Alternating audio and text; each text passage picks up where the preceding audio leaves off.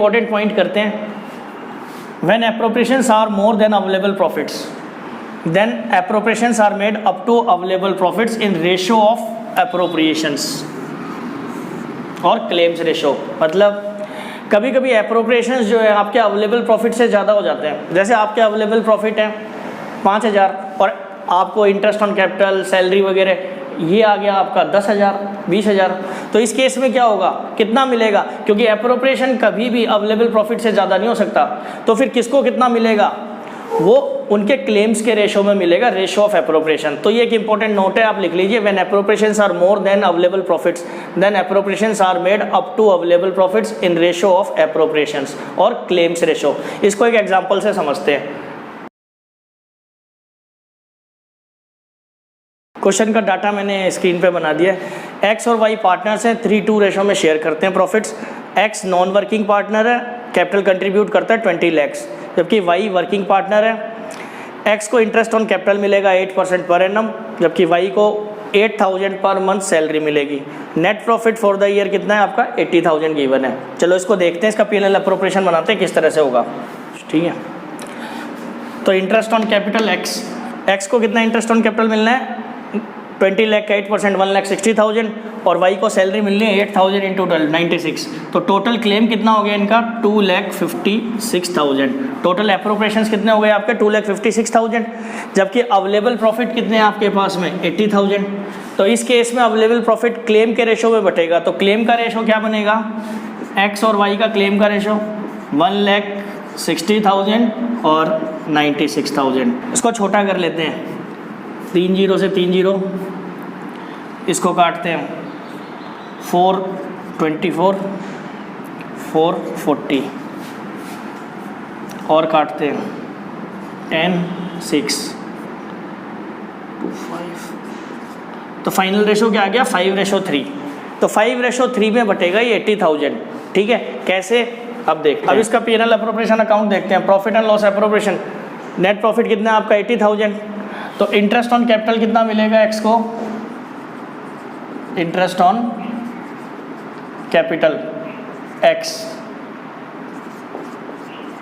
80,000 into x का ratio क्या है? 5/8। तो 5/8 टू सैलरी वाई को सैलरी कितनी मिलेगी? 80,000 इंटू 3/8।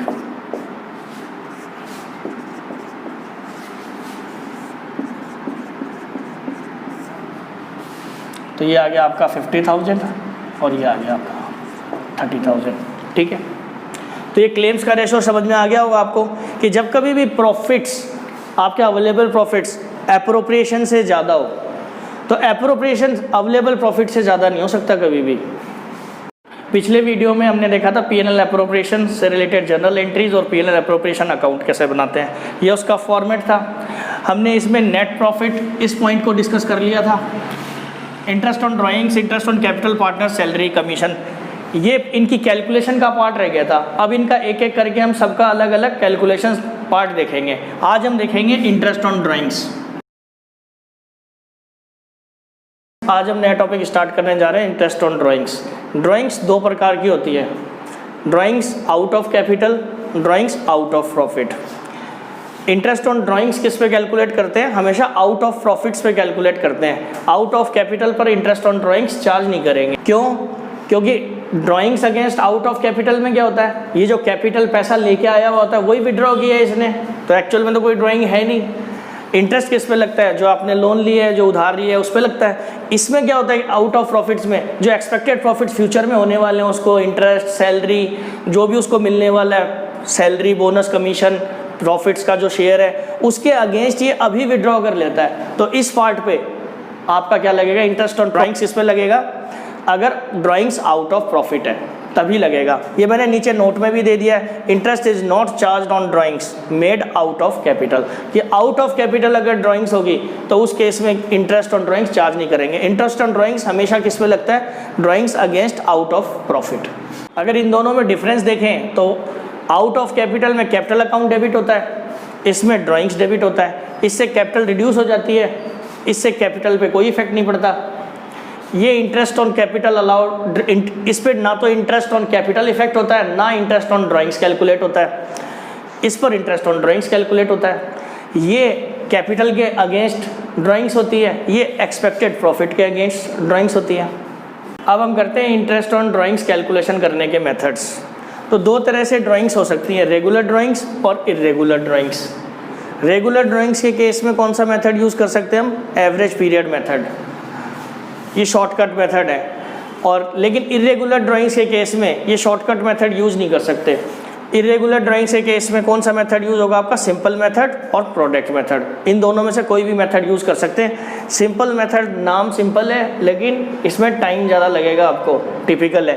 प्रोडक्ट मेथड ईजी है। अगर एग्जाम में आपको मेंशन नहीं किया गया हो कौन से मेथड से सॉल्व करना है और इरेगुलर ड्राइंग्स गिवन है तो आपको प्रोडक्ट मेथड से क्वेश्चन को सॉल्व करना चाहिए, ठीक है। वो टाइम कम लगेगा, अभी हम करेंगे तो पता लग जाएगा। अब देखते हैं ये रेगुलर ड्राइंग्स क्या होती हैं और इरेगुलर ड्राइंग्स क्या होती है। Regular drawings same amount, drawings की अमाउंट जो है वो सेम होगी। जैसे अगर 1000 रुपीज़ विड्रॉ कर रहा है हर महीने तो 1000 ही ड्रॉ करेगा पूरे साल भर, ठीक है।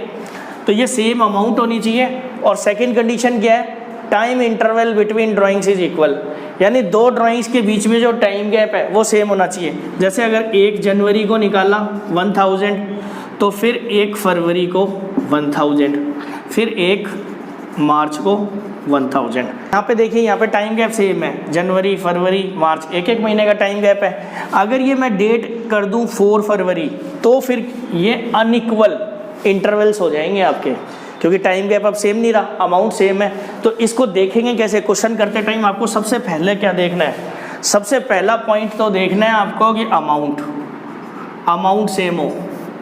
सेकंड आपको देखना है अमाउंट अगर सेम है तो उसके बाद डेट देखनी है, और डेट भी अगर सेम है तो उसके बाद आपको उनका गैप देखना है मंथ का।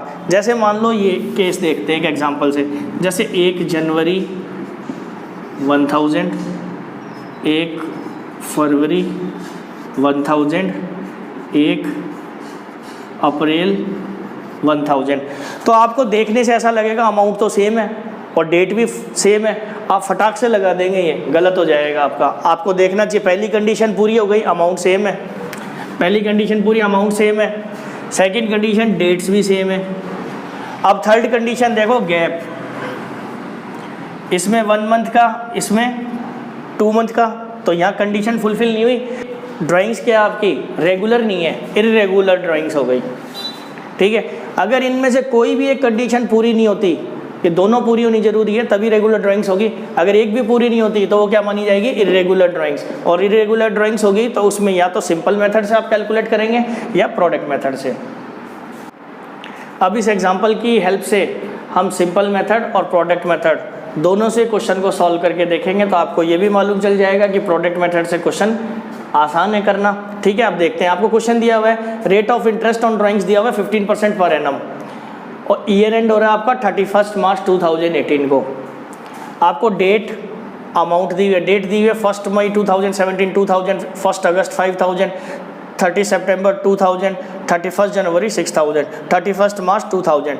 तो हमें क्या करना है? ये तो क्वेश्चन में गिवन इन्फॉर्मेशन होगी, हमें इसको तो एज इट इज़ उतार लेना है, कॉपी कर लेना है, और 2 कॉलम और बनेंगे। पहला, अब हम इसको कर रहे हैं पहले सिंपल मेथड से। फर्स्ट किससे कर रहे हैं इसको? Simple method.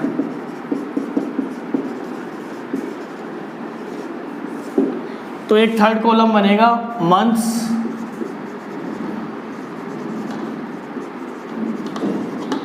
Outstanding as on 31 March 2018, year end. और ये इंटरेस्ट अमाउंट कैसे?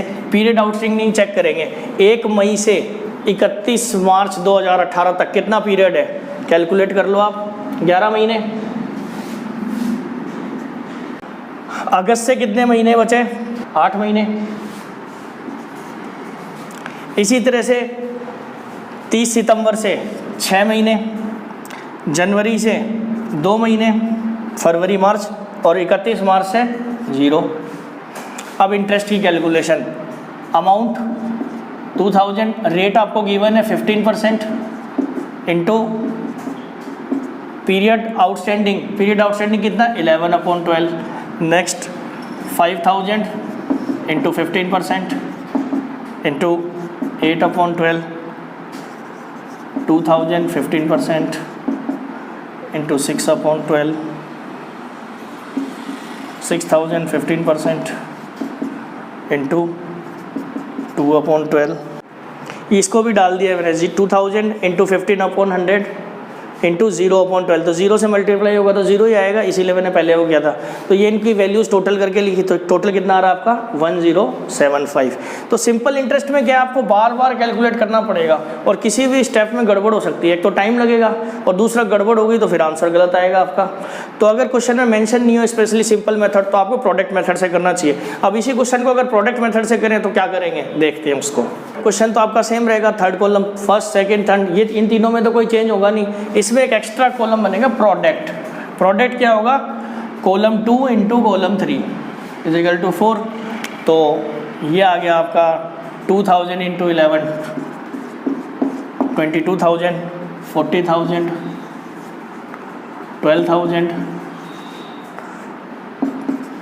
12,000 और ये 0। तो ये टोटल आ गया आपका 86,000। ये क्या है आपका सम ऑफ प्रोडक्ट। अब इंटरेस्ट ऑन ड्राइंग्स निकालेंगे। इंटरेस्ट ऑन ड्राइंग्स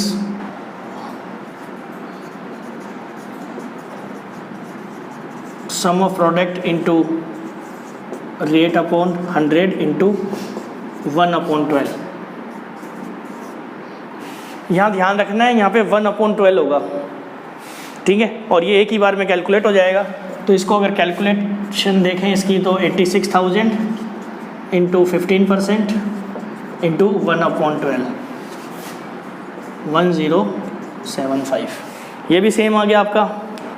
तो आपने देखा कि दोनों मेथड से, सिंपल मेथड से भी और प्रोडक्ट मेथड से भी, दोनों से आंसर आपका सेम आएगा, दोनों से सेम आएगा। लेकिन इसमें देखो कितना फटाफट हो गया, इसमें सिर्फ एक स्टेप करना था, इंडिविजुअली कैलकुलेट करना, एक एक को इंटरेस्ट कैलकुलेट करना, टाइम लगेगा उसमें आपको। और बोर्ड में टाइम की वैल्यू है, क्योंकि पेपर छूट जाएगा, नहीं तो पेपर वैसे लेंदी आता है इसका। ये मेथड आसान है, फट से आपने मल्टीप्लाई कर दिया फटाफट और बस। तो देख लिया अपनी मेथड। अब देखते हैं एवरेज पीरियड मेथड कब लगेगा ये, जब रेगुलर ड्राइंग्स यानी same amount same time interval, ठीक है। इसमें इंटरेस्ट ऑन ड्राइंग्स का फॉर्मूला क्या होगा, total amount of drawings during the year, rate upon 100, average period upon 12। यहाँ पे क्या आएगा, एवरेज पीरियड। एवरेज पीरियड कैसे कैलकुलेट करेंगे, time left after first drawing, पहली ड्राइंग के बाद कितना टाइम बचा ईयर एंड तक, और last time left after last drawing, आखिरी ड्राइंग के बाद में कितना टाइम बचा, उसको जोड़ के 2 से डिवाइड कर देंगे, तो आपका क्या आ जाएगा, एवरेज पीरियड। देखते हैं, इसको भी देखेंगे क्वेश्चन में। ड्राइंग्स आपकी मंथली हो सकती है, क्वार्टरली हो सकती है, हाफ ईयरली हो सकती है। अब हम एवरेज पीरियड की कैलकुलेशन देख लेते हैं। सपोज आपका ईयर है जनवरी से दिसंबर और आपकी मंथली ड्राइंग्स है, monthly drawings beginning of the month, ये आपका मैंने मंथ बना दिए 12 मंथ्स, जनवरी फरवरी मार्च अप्रैल मई जून जुलाई अगस्त सितंबर अक्टूबर नवंबर दिसंबर। तो फर्स्ट ड्राइंग आपकी कब होगी, अगर बिगिनिंग में तो जनवरी 1 को, फिर सेकंड फरवरी 1 को, तो लास्ट ड्राइंग कब होगी आपकी 1 दिसंबर को, और आपका ईयर कब एंड हो रहा है 31 दिसंबर को। तो फर्स्ट ड्राइंग के बाद में कितना टाइम बचेगा 31 दिसंबर तक, 12 मंथ्स। लास्ट ड्राइंग के बाद में कितना मंथ बचेगा, 1 मंथ अपॉन 2 6.5, तो ये 6.5 आ गया। अगर ये मिडल में होता तो क्या होता, मिडल में होता तो हम 15 जनवरी को निकालते, लास्ट ड्राइंग हमारी कब होती 15 दिसंबर को। तो इसके बाद कितना टाइम बचता 11.5 महीने, इसके बाद कितना टाइम बचता आधा महीना, तो ये 6, तो ये आ जाता आपका 6। इसी तरह से अगर एंड में देखें, अगर 31 जनवरी को निकालता 31 दिसंबर को, तो इसके बाद कितना टाइम बचता 11 मंथ्स, जनवरी तो निकल गया पूरा 11 मंथ, और 31 दिसंबर के बाद 0/2 5.5, तो ये 5.5। इसी तरह से अगर आपकी ड्राइंग्स क्वार्टरली होती, तो बिगिनिंग ऑफ द क्वार्टर, तो फर्स्ट क्वार्टर में, इस क्वार्टर में कब निकलती? 1 जनवरी को। लास्ट क्वार्टर में कब निकलती? 1 अक्टूबर को। तो इसके बाद कितना टाइम बचता? 12 मंथ्स। इसके बाद कितना टाइम बचता? 3 मंथ्स, 7.5। अगर मिडल में होती तो क्या होता? मिडल में होती तो कब होती? 15 फरवरी, जनवरी का पूरा, फरवरी का आधा 15 फरवरी, अक्टूबर का पूरा, नवंबर का आधा 15 नवंबर। तो इसके बाद कितना महीना बचता? ये तो 9 महीने हो गए पूरे, ये 3 में से आधा 1.5, तो 9 10 10.5, 10.5 प्लस 1.5 अपॉन 2 6, तो एवरेज पीरियड आ जाता 6। यही अगर ये एंड में होता 31 मार्च, 31 दिसंबर, तो इसके बाद कितना टाइम बचता? 9 मंथ्स। इसके बाद कितना टाइम बचता? 0 अपॉन 2, 4.5। इसी तरह से अगर आपकी ड्राइंग्स हाफ ईयरली होती, यह आपका हाफ ईयर पीरियड हो गया। अगर बिगिनिंग में होती तो बिगिनिंग में हाफ ईयरली 1 जनवरी को, इस 6 मंथ्स में बिगिनिंग में, फिर ये 1 जुलाई को। तो इसके बाद कितना टाइम बचता? 12 मंथ्स। इसके बाद कितना टाइम बचता? 6 मंथ्स, 9। तो एवरेज पीरियड होता आपका 9। इसी तरह से अगर ये मिडल में होती तो ये 31 मार्च, 30 सितंबर। इसके बाद कितना टाइम बचता? 6 और 3 9, और इसके बाद 3 महीने, ये हो गए ना 3, और ये यहाँ से यहाँ तक 6 और 3 9, 9 3 12 अपॉन 2 6। अगर ये एंड में होता 30 जून, 31 दिसंबर, तो इसके बाद कितना टाइम बचता? 6 और 0.2 3, तो ये आ जाता 3। तो आप किसी भी पीरियड के लिए एवरेज पीरियड निकाल सकते हैं। तो ये आपने एवरेज पीरियड निकालना सीख लिया। अब एक एग्जांपल देखते हैं। मंथली ड्राइंग्स है आपकी 1000 per month. Interest on drawings का रेट है 15% per annum. Accounting year start हो रहा है आपका 1 जनवरी से 31 दिसंबर। मंथली ड्राइंग्स है 1000 per month, started from January से आपके स्टार्ट हो रही है, ठीक है। इस केस में एवरेज पीरियड क्या आएगा आपका? 12 + 1/2। जनवरी से स्टार्ट हो रही है 12 मंथ्स, लास्ट 1 दिसंबर को 2 अभी किया था, 6.5 average period. Interest on drawing, total amount of drawings, rate upon 100 up into average period upon 12। यहाँ पे टोटल अमाउंट, इस पे ध्यान देना, total amount, total number of drawings into amount of drawing. यहाँ पे ड्राइंग कितनी है? 1000 और 12 महीने तक ड्राइंग्स हुई है। यहाँ गड़बड़ हो जाएगी आपकी, कई बार ये बीच से दिया रहेगा कि ड्राइंग्स स्टार्टेड फ्रॉम 1 अक्टूबर, तो उस केस में 6 महीने का लेना है आपको, अक्टूबर नवंबर कुछ भी, ये ध्यान रखने वाला पॉइंट है, यही गड़बड़ होगी इसमें, बाकी सारा आसान है। तो ये इसको हमने सॉल्व किया तो ये आ गया आपका आंसर 975। इसी तरह से अगर मिडल में होगा, एंड में होगा, ये पार्ट सेम रहेगा, सिर्फ चेंज कहाँ आएगा? एवरेज पीरियड में। वो हमने करके देखा था। अगर मिडल में हो तो एवरेज पीरियड आपका आ जाएगा 6, ठीक है। इस एंड में होगा तो आ जाएगा आपका 5.5। अब इसको आप खुद सॉल्व कर लेंगे। अगला केस देखते हैं क्वार्टरली ड्राइंग्स का। अगर इसी क्वेश्चन को क्वार्टरली ड्राइंग से करें, क्वार्टरली ड्राइंग्स हो आपकी और ड्राइंग्स स्टार्ट हो रही है आपकी जनवरी से, तो उस केस में क्या करेंगे? मैं खाली बिगिनिंग वाला केस करवा रहा हूँ। एवरेज पीरियड कितना आएगा आपका? 12 + 3/2, 7.5, 7.5, यहाँ 4, कितना हो जाएगा? 4000। तो ये आ गया आपका आंसर 375। इसी तरह से आप मिडल और एंड ऑफ क्वार्टर वाला खुद करके देख लेंगे, ठीक है। क्वेश्चन में दिया हुआ ABC 3 पार्टनर है, प्रॉफिट इक्वली शेयर करते हैं। ए ड्राइंग्स कर और इन्होंने बिजनेस स्टार्ट किया 1 अक्टूबर 2017 से। ये डेट इंपॉर्टेंट है, 1 अक्टूबर 2017 से स्टार्ट किया है। ड्राइंग्स ए करता है 4000 पर month at the beginning, B करता है 4000 पर मंथ एट द एंड, और सी करता है मिडल में। और इनका इंटरेस्ट ऑन ड्राइंग्स कैलकुलेट करना है। Rate of interest on drawings दिया हुआ है 5% पर एनम, और आपका ईयर एंड हो रहा है 31/3/2018 को। सबसे पहले ए का इंटरेस्ट ऑन ड्राइंग्स कैलकुलेट कर लेते हैं। Interest on drawings A, average period, interest on amount, total amount of drawings कितनी है 4000 into 6 into 5% into average period upon 12। अब ये एवरेज पीरियड देख लेते हैं। ये 6 क्यों लिया है यहाँ पे?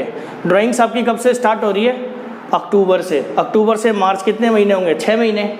ठीक है, ये ध्यान रखना है इसका, इसी में गड़बड़ हो जाएगी, इसमें और कहीं दिक्कत नहीं आएगी। एवरेज पीरियड देख लेते हैं।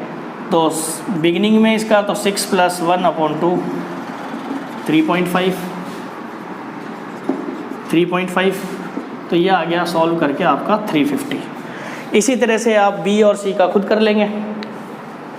अगर क्वेश्चन में ड्राइंग्स की डेट नहीं दी हुई है तो उस केस में एवरेज पीरियड हम 6 मंथ्स का लेकर चलेंगे। ठीक है, एवरेज बेसिस पर। ये मैंने नोट भी डाल दिया। If date of drawing is not given then interest on drawings for the year, अगर साल आपका 12 महीने का है तो for the year is calculated for 6 months on average basis, 6 महीने एवरेज। लेकिन अगर आपका अकाउंटिंग पीरियड 6 महीने से कम हो, कुछ क्वेश्चंस में अगर आपने बिजनेस ही जैसे अभी देखा था आपने, अगर बिजनेस आपने 1 अक्टूबर से स्टार्ट किया है तो बिजनेस ही आपका 6 महीने का है। तो अगर अकाउंटिंग पीरियड 6 महीने या इससे कम हो तो उस केस में half of accounting period average लिया जाएगा। मान लो बिजनेस आपका पीरियड आपका 4 महीने का है तो एवरेज पीरियड क्या लिया जाएगा? 2 मंथ्स लिया जाएगा। ठीक है, ये भी मैंने लिख दिया इसमें। If the date of drawing is not given and accounting period is less than 6 months then the interest on drawing is calculated for half of the accounting period. इसी कॉन्सेप्ट को एक डायग्राम से समझ लेते हैं। Date of drawing given, not given. अगर given है तो डेट ऑफ ड्राइंग से लेके एंड ऑफ द ईयर, ये पीरियड आपका पीरियड आउटस्टैंडिंग होगा। और अगर डेट गिवन नहीं है, आपको लिखा होगा drawings made during the year, उस केस में एवरेज पीरियड 6 मंथ्स लेंगे। अगर आपका अकाउंटिंग पीरियड 12 मंथ्स का है तो, और 12 मंथ से कम है तो उसका आधा कर लेंगे। और important concept, rate of interest आपको दिया हो सकता है परसेंटेज पर एनम में या फिर फ्लैट परसेंटेज में। जैसे आपको लिखा होगा 10% या 10% पर एनम। अगर पर एनम दिया हुआ है तो टाइम पीरियड आपका रेलिवेंट होगा। डेट ऑफ ड्राइंग्स आपको देखनी पड़ेगी, डेट ऑफ ड्राइंग से लेकर पीरियड ईयर एंड तक आपको लेना पड़ेगा। लेकिन अगर आपको दिया हुआ है 10% दिया हुआ है, पर एनम नहीं है, तो उस केस में क्या होगा? पीरियड इरेलीवेंट होगा। फिर आपको पूरा 10% ही लगाना चाहिए। एक दिन के लिए ड्राइंग्स हो, कभी भी 1 दिन हो, 2 दिन हो, मिडल ऑफ द ईयर, कुछ भी दिया हो। लेकिन अगर रेट आपको परसेंटेज में दिया हुआ है तो फिर फुल ईयर का लगेगा आपको। ठीक है, जैसे एग्जाम्पल लेते हैं, 1 lakh drawings during the year. First case interest rate है आपका 10% पर एनम, सेकेंड केस 10%। तो फर्स्ट केस में क्या होगा? पर एनम दिया हुआ है और ड्राइंग्स आपकी ड्यूरिंग द ईयर है तो 6 मंथ्स एवरेज पीरियड बेसिस पे ले लेंगे। तो ये आ जाएगा आपका 1 लाख इंटू 10% इंटू 6/12। यहाँ पीरियड रेलिवेंट है, क्यों? क्योंकि पर एनम है। और अगर ये कैलकुलेट करेंगे सेकंड केस में तो क्या होगा? 10 लाख इंटू 10%। यहाँ पे पीरियड इरेलीवेंट है, 10,000, 5,000। परसेंटेज पर एनम को और क्लियरली समझे, जैसे 10% पर एनम, इसका मतलब परसेंट का मतलब क्या होता है? Rate upon 100। पर एनम का मतलब पीरियड आउटस्टैंडिंग अपॉन 12, ये यानी कि मल्टीप्लाई होता है। ठीक है, तो अगर ये है, अगर ये पर एनम दिया होगा तो ये तभी आएगा। ये पार्ट कब आएगा? अगर पर एनम दिया है। अगर पर एनम नहीं दिया तो यही ख़त्म हो जाएगा। ऐसा ही किया था हमने क्वेश्चन के अंदर, 1 लाख इंटू 10%, ये वाला पार्ट आया ही नहीं, यही बना था। और अगर पर एनम लेते हैं तो फिर हमने लिया था 6/12।